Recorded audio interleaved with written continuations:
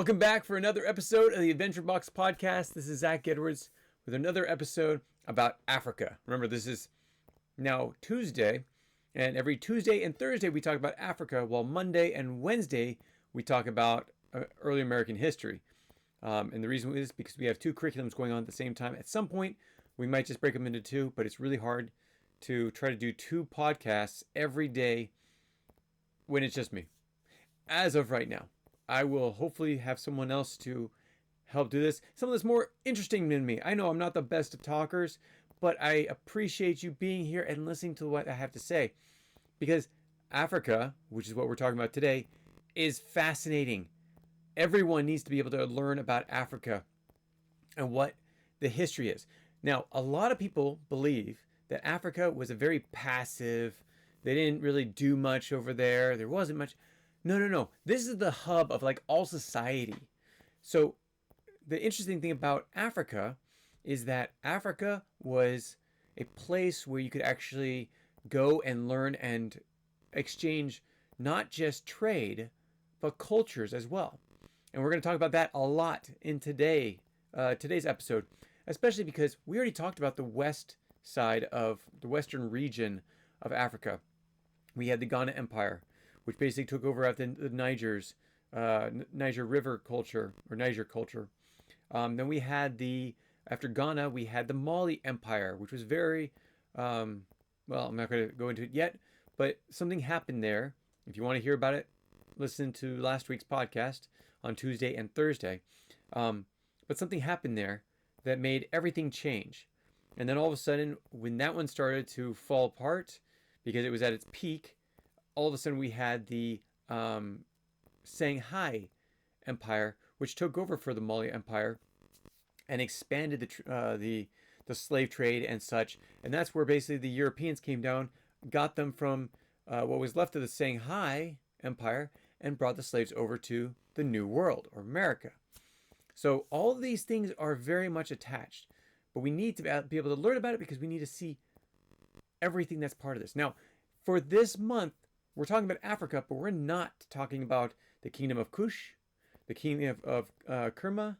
We're not talking about the Nubia, and we're not talking about Egypt. Now, there are speckles of a little bit of it into here, but that's going to take a whole month to do, because that is a civilization, or different parts of civilizations that have to go together.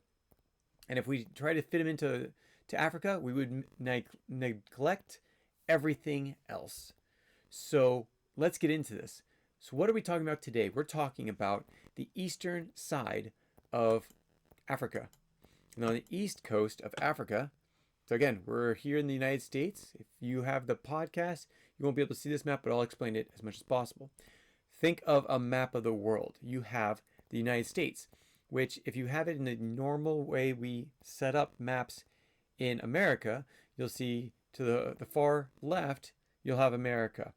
North, left, or sorry, the upper left area. Down below, you have South America. Right across from South America, you have Africa. Now, Africa is its own continent. It's made up of a lot of different countries right now, but in the past, there was no countries. Everyone basically worked together in their own communities. So you had people in the West Africa who would make certain supplies, and we talked about the trade market in the past last week. But when you're in, say, West Africa, you make certain things, but you don't make other things. So you have traders that come in bringing those supplies because they find out what you want, what you need, and they supply you with that. You supply them with what they need, and they go somewhere else and sell those goods. And every time picking up either money or more commodities to sell to the next region. Why is this important? Well, in Africa, the trades, not just slaves, all trades, salt, gold, minerals, ivory, and yes, eventually slavery was actually part of this. But now we talked about West Africa last week. Let's zoom in to over here on the East Coast, and this is where I'm going to be bringing in James to help with this. But we have Somalia, right under Somalia, and again, there's smaller countries around here too, but Kenya, Tanzania, And then down below we have Mozambique. So Mozambique.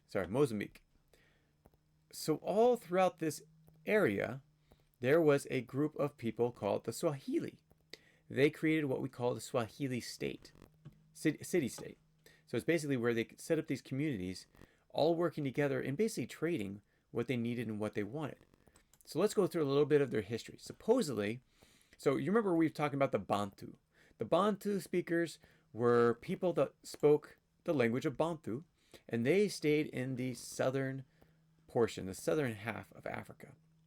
That was their main area, mostly starting up around Nigeria, but somewhere in that region. You could almost call it the inner knee or armpit, or I don't know, whatever you want to call it. Don't call it armpit. That's just a little bit disrespectful. In the incove of Africa. So it's basically where the western come down into the southern, where it goes straight down. So the coast of Africa, in the middle of it, the coastline on the west coast goes from horizontal and then drops vertical. There around that area was where they started. Cameroon area. Well, the Bantu continued to spread southern. I don't actually know why they didn't go northern, but it's probably because they had other cultures up here as well that were competing. Again, there was I can't remember exactly where they were. But anyways, so with the Bantu, they came down and they spread all over southern Africa, especially on the eastern coast. Now, why the eastern coast? Because as they moved through the green areas, the jungles, the fields, the plains, they actually came out to the Tanzania, the Kenya area, and they found out that there was another coast that they could have more communities based off of. So they built these little communities all speckled throughout here. And this is probably around 500 BC. Between 2000 BC and 5000 BC, they're mostly just trickling in from, again, the area around Cameroon, spreading out throughout what we'd say is Congo and those areas, keep going east, finding their way to the east coast. So by the time it's about 500 BC, they're actually creating these local areas. Now, in this, they're actually trading with people in the Arab countries, Persia, India, Southeast Asia, and yes, even Europe came down, and Western Africa as well. There were these trade routes that were created by these other traders from all different areas. Now, in this trade, let's go into the Swahili period. So the early Swahili period is the first city-states, the communities, basically creating larger communities, coastal towns engaging in significant trade with the Arabs, the Persians, the those from India, and such. So at this point, it's about 500 AD. Sorry, 500 AD. What happened between 500 AD and 800 AD? Okay, if you remember history, something that did not happen in this area, but actually farther out in around Saudi Arabia, the Middle East, there was something called, there was a person that was born and grew up and started a religion of their own. His name was Muhammad. Now, Muhammad was born in Mecca, down here, mostly central Saudi Arabia, near the west coast of Saudi Arabia. Let me see if I can find it. And no, I'm not seeing it, but it's right around here. Okay, the reason why that's so important is because this is also supposedly where he met. He started his religion. We'll just leave it there. I'm not going to go into religion today, but where he started his religion, and then he passed away 632 AD. Well, interesting enough, these the followers of Muhammad were Muslim. That's the community, and they believed in Islam, so the Islamic religion, and Muhammad was the prophet of the Islamic religion. So at this point, you had a lot of traders that were living within the Middle East and such, and they started to spread out. They started going into Africa. They started going to Asia, even up to Europe. Now, as they were traveling, there were others that were more military minded, and they started taking over places all over Saudi Arabia and all over the Middle East and all over Turkey up to Istanbul, which used to be Constantinople and a Christian city, which is basically a bottleneck. If you can see the map, it's basically the city that's in the middle of where Europe turns into the Middle East. And so Istanbul was a prime area, which is why the Muslims came in and took over Constantinople and created Istanbul.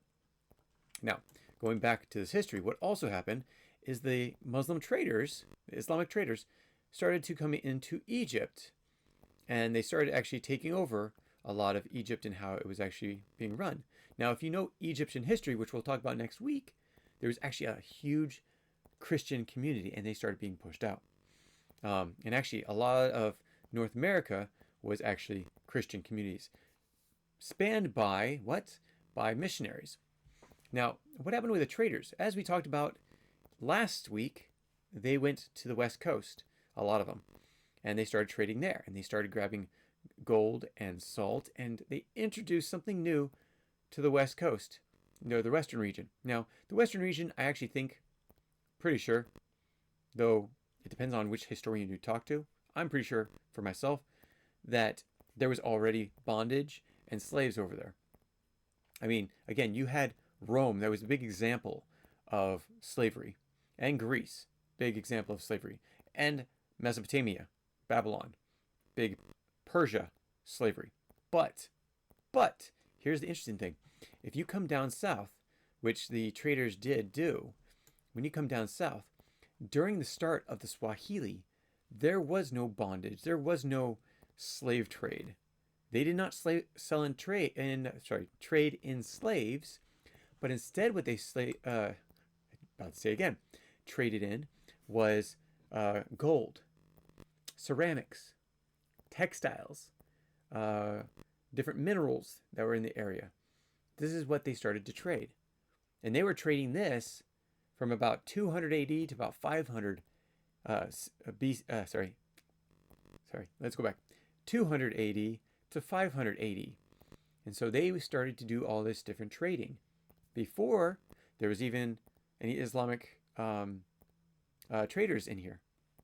But then the traders come down, and just like on the Western region, what do? They started to create massive trading within their area. Now, remember, up in places like Turkey, Saudi Arabia, the Middle East, you had to go through the Middle East in order to trade between Asia, Europe, and Africa. So if you had to go through the Middle East, which was majorly controlled, the Muslim community expanded quite quickly, whether it was going into communities and them accepting Islam, or them taking over and basically through war spreading their religion. They started to expand their hold on the Middle East. So in order to work with a lot of those traders, you actually had to either convert or know people or be bribe people, or even worried that you're going to be sold into slavery. So as they come down to the East Coast and meet up with the Swahili, well, in the Swahili, they did the same thing as the Western region, where the Muslims came down and started to trade in that area. And then if you wanted to get in with the traders, you weren't mandated to convert, but they emphasized the great benefits of converting. So a lot of them converted. So the Swahili state became very Muslim, converted to Islam and became a Muslim community. Now, 900 AD, the trade network among the Swahili coast flourished. They had ivory, they had gold, they had slaves, and they had spices. They even exchanged textile, ceramics, glassware, and culture. Again, bringing Islam down, this is how they expanded their culture. Now, in here, when it comes to the trade, they did a lot more than just trading on the East Coast. I'm going to bring up a picture that I have for you. And again, I did not actually bring it up beforehand, so I'm going to have to resize it. Let's see. I'm bringing up the pictures I had made for this. Let's go over a little bit more of the Swahili state. Okay, so the Swahili city-state, if you look at this map, and if you don't have the map, just picture the eastern side of Africa, you have all these coastal cities, city towns, and not just in those 4 countries, again, Somalia, Kenya, Tanzania, and Mozambique, but also Madagascar. As they started floating over, sailing over to Madagascar, they started expanding that and collecting goods and such from Madagascar. Now, they didn't just stay there. Their trade was actually all over the Indian Ocean. They traded with Saudi Arabia through ships. They traded with all over the Middle East, through India, down into the islands of Indonesia, the Philippines, and such. So they spread their trade, which was great for, and again, I say great hesitantly, it was great for those that were trying to get more labor, because what the Swahili people did is they actually raided the interior of Africa, bringing slaves back and sold them across to other places that needed slaves. Now, to them, this was great. To us, not so much. But again, we talked about this yesterday and last week, and I think the week before. You have to be able to keep your mind on how they thought and then reflect on it on the way we think. But to understand history, you need to be able to see it from their perspective, create empathy for their perspective, and then see it from our perspective and why you will not repeat some of the mistakes of that time. Now, that's all I'm going to say about that. Let's keep going.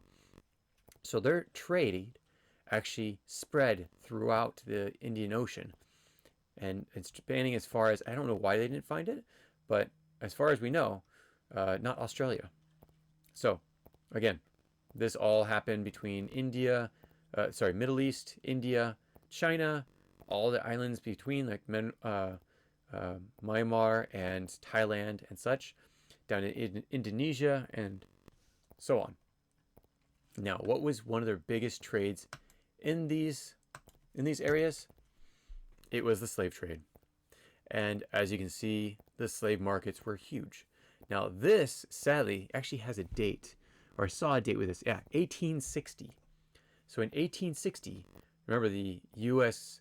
was actually going through a civil war near that time to, 1, get rid of slavery, and 2, try to keep their union together, while Africa was still going strong in slavery. Now, here's a part I can actually confirm this. When was the first camera developed? First camera was developed in 1816, right? Okay. So if it was developed in 1860, then obviously, oh, wait. I think I have one more picture before this. Okay. And this shows the slave trade in an image, in a piece of art, and talks about the slavery in the Arabic language up above in this picture. But it basically shows an Indian ship with slaves and trading over the ocean. Okay. Now, if the first camera was created in 1816, it took a while before it would get anywhere, and it doesn't even get into Africa until 1869. Now, 1869. Let me double check that number. Pretty sure it's 1869. Yep. Okay. So by that time that cameras are in Africa, this young boy who has a chain where he's carrying a log with a chain that goes down to his leg, he looks to the age of probably my daughter, who's between 10 and 13, being sold into slavery. That's pretty sad. 1860s. And they were still being sold into slavery in Africa. But this was in the Swahili side of Africa. So, and again, it was being sold all over the Indian Ocean. So for those that like to say that we are unique, the United States, for having slaves, no. Slavery was everywhere. The whole world was using slavery. Thank you to Great Britain, who actually put a stop to it first, one of the first countries to put a stop to it, one of the major countries to put a stop to it. And then the United States with the help of those in Britain. And then from there, Britain and the United States came into Africa or around the coast and such to stop the slave trade. We literally put our armies and navies in there to stop slavery. And then the British went into the country or into the continent to stop slavery, while the Americans stayed on the coast because we didn't really have many forces we could put in that during that time. Okay, so going forward, this was the Swahili state. But what else were they known for? So the Swahili city-state was known for their architecture. Now, the architecture during this time, if you look at some of the archways, some of these are actually have a benefit of the Muslim culture architecture, archways and such. But I'm not quite sure that these archways weren't here already. So I just saw this and I saw this. This actually might, if you have a picture, I have multiple pictures. The lower one is where the Swahili would have built, and then the upper one is more the Muslim architecture influence. So these are two different types of architecture. One built by those of Africa. Again, we're very advanced. This was around, again, before the Muslim culture came in, somewhere around 600 AD. Remember, we didn't have that in the Americas. Okay, so we did. Never mind. We did because we had the Aztecs, the Incas, and the Mayas doing the same thing. So, this is quite interesting to be able to see that. I want to introduce you to another culture that's also very important to understand when it comes to Southern Africa. Now, we're not going to go through all cultures because there's so many cultures. But the major ones were the Swahili city-state and the Great Zimbabwe. It was one of the big ones. Now let's go into the Great Zimbabwe. Actually, I'm going to give you one more piece. So this horn was made in Africa. Now, interesting enough, I've seen horns like this as well from those in the Middle East. So it's probably a mixture of influences of the Middle East and Africa, being the ivory horn with ivory art, or sorry, with the artwork of Africa, but the same structure and everything. So I don't know exactly, but that's a possibility. Okay, going on. Now let's talk about the Great Zimbabwe. Great Zimbabwe is actually in Zimbabwe. So it is actually a place in Zimbabwe. Whoops. I don't know what happened to my picture. Okay, let's just do this. So the Great Zimbabwe, I'm going to bring up my map again. Great Zimbabwe was down here in this area. So the Great Zimbabwe, again, it doesn't say it on the map because there is no Great Zimbabwe anymore, was this thriving city, state. I mean, this thing was big. It was a community that was built around a fortress that was called the Great Zimbabwe. So let's go back to the pictures. I want to show you a picture of this. This is how magnificent the city was. Now, this again is the ruins of the city. But this just shows the main fortification within the middle of the city. If you look at this other map, you'll actually see that all these walls are spanning off of this because they were probably roads and buildings that were built up. Not just fences, but full-on buildings that were based around this area. Not as well constructed as the main fortification, but this city went all the way around, and it was huge. And it was one of the biggest trading communities down in southern Africa. Now, not in South Africa. This is in Zimbabwe, quite a distance from South Africa. But this is one of the biggest thoroughfares of trade. Now, interesting enough, in order for the people of, let's go back, of the Swahili, I don't know why this map's not working. This image is not working. Okay. In order to get to the interior and the southern part of Africa, a lot of the Swahili had to go through Zimbabwe. So they were big trading partners. Now, even when Zimbabwe had actually started trading slaves. For years afterwards, those in the Great Zimbabwe did not believe in bondage, or at least there's no record of them, or even evidence that there was slavery, and they did not trade in slaves. So they would not allow slaves to come through Zimbabwe to go to any other country. So none of the countries in South Africa believed in this bondage at the time of the Great Zimbabwe. But what happened to the Great Zimbabwe? Now, okay, let's go back just a tiny bit. The Great Zimbabwe would have started around 800 AD. So it wasn't as far back as the Swahili state, but it was another tribal or group culture that came down and started up a city, and it expanded and grew. And how did it grow? Trade. They traded in multiple things, such as some of the important things were ivory and gold. They were a huge gold state, which was actually their #1 commodity for trading.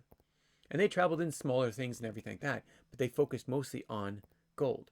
So no, Western Africa was huge in gold, and Southern Africa was huge in gold. Cairo, even though they had gold, they weren't huge in gold. They were just a huge market in gold, because in order to get to to the Middle East, Europe, Asia, you had to go through Cairo. And if you had gold, they wanted you to trade in gold. So that's how they got their money, but everyone else had to find gold through these other trade routes. The Great Zimbabwe had gold and didn't have as much of other things, but they expanded off that. Those that were trading with them wanted this. So the Arab nation came, the Arab nations, the Muslim traders came down, or Arab, but mostly those in the Middle East were Muslim at the time, came down. Now, but this, I have to excuse myself because that's not completely true. There was also Jewish traders as well in the whole group, and there was also Christian traders as well. So there was a large gambit, but a large portion of them were Muslim that came down into this area. And as the Swahili state converted, they tried to go into Zimbabwe, but Zimbabwe was based on their own beliefs and actually did not let that influence them. So again, as they built up this city state, they actually were thriving with their trade. And they would actually trade over the ocean as well. They would trade with Chinese traders, Indian traders, Arab traders, whether it was coming through the trade routes using traders or going by ship. They actually had trade routes. The Great Zimbabwe could actually float out and go up into the Middle East and Asia. Now, what happened? Let's talk about the Golden Age between 1300 and 1400. What happened this? Now, it's interesting that I said the Golden Age, because this is very big to understand. What happened during the 1300s? Okay, their biggest flow was gold. Okay, here's another thing that was happening. Do you remember when we were talking about last week Mansa Musa, the man who was the richest man in history, even to today's standards? Well, he did something on his Hajj, or pilgrimage, to Mecca that was quite significant. What did he do? He gave out gold, right? He gave out gold in the, I was going to say thousands, tens of thousands of pounds of gold, just giving it out in the Cairo and Egypt area. But actually, he gave out 24,000 pounds of gold in that area. And what did it do? It tanked the market in gold. What was Zimbabwe, Great Zimbabwe, what was it focused on? It was focused on trading gold. So what happens if someone that makes a lot of gold goes up to the market and says, we need these things and we're going to trade you for gold, and the gold was worth nothing? That country is destroyed. So out of the great intentions, if Mansa Musa was ignorant, or the great brilliance of Mansa Musa in tanking the gold market, it actually destroyed the Great Zimbabwe, because there was so much gold infused into the African trade market that no one wanted it anymore. So at around 1400, it started to decline. And so basically what happened was the people started to spread out. They moved out because gold wasn't worth money. They started trading in timber and ivory. But what happens if you focus too much on ivory? You kill off your animals. You don't have any animals, you have no ivory. Your elephants, your anything that had ivory, gone, because you had to focus on them in order to trade to bring things down that you really wanted. So by somewhere around 1450 to 1500, the Great Zimbabwe was actually abandoned. It was left, and it collapsed, completely collapsed. Now, there's probably some other things that worked in there as well. Probably some disease because of people not having money. And when you don't have money, you see what happens on the streets of like every major city. You have diseases that show up, you have bad influences that show up, and the whole society collapses. That is what happened to the Great Zimbabwe, and that is the final ending. I don't know, we might actually find some more influences of what Mansa Musa had done in 1324, I think was his Hajj. Yeah, 1324 AD was his pilgrimage to Mecca. So, just out of that, I think that is literally the story of Africa. It also, a lot of it spans on Mansa Musa. Why? Because trade started early and ended, peaked around there. And then you have basically everything that happened to those Swahili city-states. They were basically based off the same thing. They were getting gold from Zimbabwe, from their own areas, but it wasn't as much gold. And they were bringing it up in the into the trade market. But Swahili actually still did well because they were trading in slaves and other things. And a lot of the ports were used out of those city-states to go to India and all over Asia. So that is what happens to a country when you infused too much money into a system. It starts to dissolve because things become too expensive and people don't want to pay that. They can't pay for it. The economy tanks. If the economy tanks, you can't pay for the projects such as entitlements, welfare, things like schooling. All of those things suffer if you don't have money coming into the system because you've already infused money with no products with them. That's what creates inflation. The only one that can create inflation is actually governments. It's not the corporations, companies cannot print their own money. So they have no control over inflation. It is the government itself of every country who creates inflation and so forth. So this is actually one of the reasons why I say that Africa is one of the most interesting and needed to know continents in the world. Yet we focus on Europe. Why do we focus on Europe? Because a lot of our ancestors in America came from Europe. So what?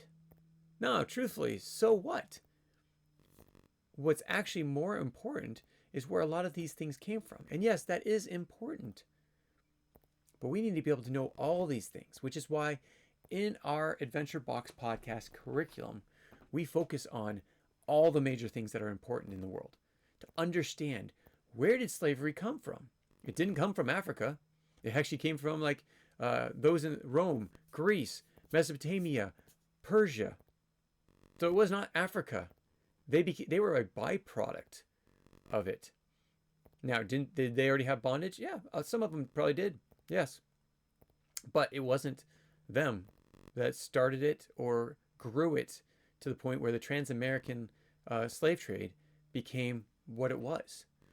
But if it wasn't for Africa, if Africa had said no slavery, it would not have come out that way because you couldn't get slaves out. If Africa took a stand, said no slavery, we're not doing slavery. But here's the thing. They're all different countries. And back then, they're all different cultures. So you couldn't say that. And in their minds, it wasn't a bad thing because it was happening everywhere. So the justification for it is different. You would have to justify a lot to be able to say, I want slavery back. Anybody says that, they're crazy. because we did not grow up with that. And in our minds, it's wrong, which in anyone's mind, you think it should be wrong. But back then, it wasn't, because they had grown up with it. Back in Mesopotamia, Persia, Greece, Rome, all those places were before 0 AD, before the turn of the century.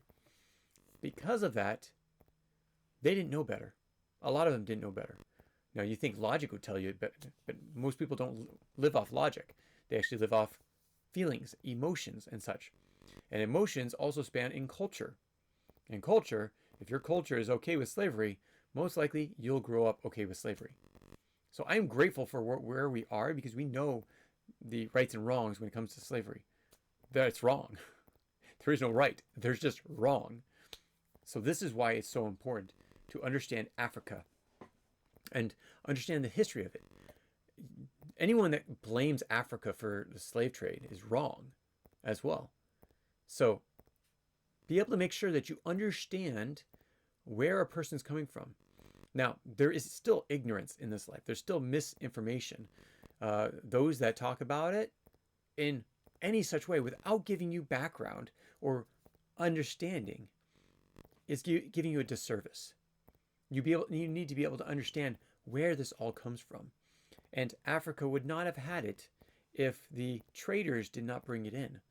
And again, some of them probably did, but they didn't have slave trade until the traders brought it in. Again, from the Middle East, from Asia, from Europe.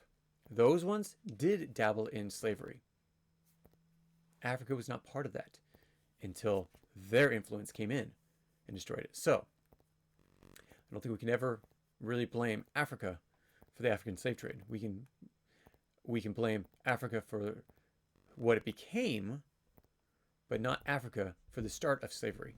You want to bring it back to the actual people that it started on. I'm not even saying the Romans, the Greeks, the Mesopotamians, even the Babylonians.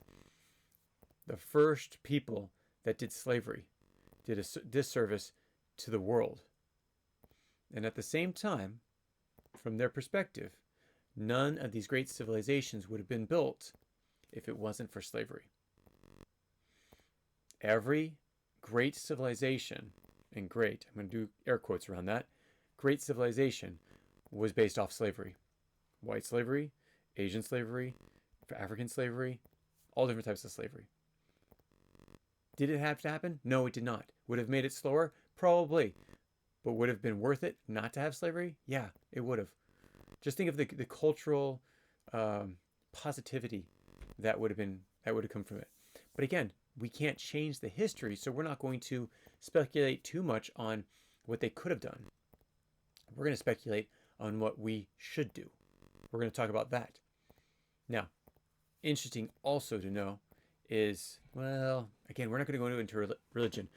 Actually, on Thursday, we will be going into religion because we'll be talking about the Muslim expansion in Africa, the Christian expansion in Africa, and the African cultures and beliefs before either one. So stay tuned for that. That's going to be a great conversation. I'd love to have that with somebody. I'm going to bring in James fairly soon, and we're going to be able to talk about this. Thanks for joining me on this great Adventure Box podcast. I can't wait to talk to you next time because we're starting to get our way out of Africa and now into Egypt. So stay tuned. Take care. Bye. If you have any comments or questions, add them to the comments below. Otherwise, we'll see you tomorrow, actually. Take care. Bye.